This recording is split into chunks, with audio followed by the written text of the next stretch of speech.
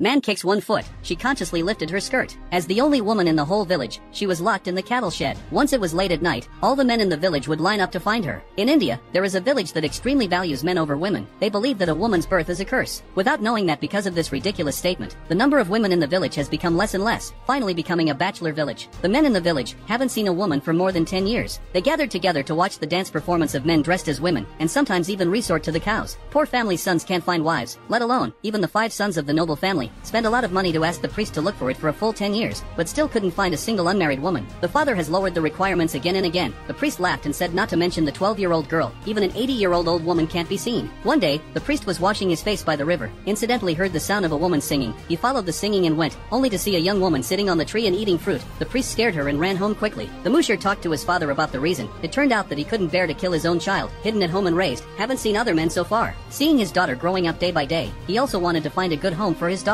The priest became interested upon hearing this. Let the father name a price at will, guarantee to meet him. The father mumbled and said 100,000. The priest didn't think twice and agreed. This little money is just a drop in the bucket for the rich. Immediately took the photo of the eldest son and let the youngest son drive over. But the girl's father didn't like the eldest son. Instead, the gentle youngest son, deeply popular. Now to marry the youngest son first, there must be chaos in the family. But no matter how much money they offer, the girl's father won't budge. The rich became more and more angry. Suddenly he had an idea. Immediately told the youngest son to turn around and go back. Give the girl's father 500,000 at once, plus 5 yaks. He wants to handle all the son's lifelong events at once. Let the girl marry all 5 sons at the same time. This father has never seen so much money before. His hands were shaking, blinded by money. He immediately agreed to the marriage, and gave the marriage to his daughter.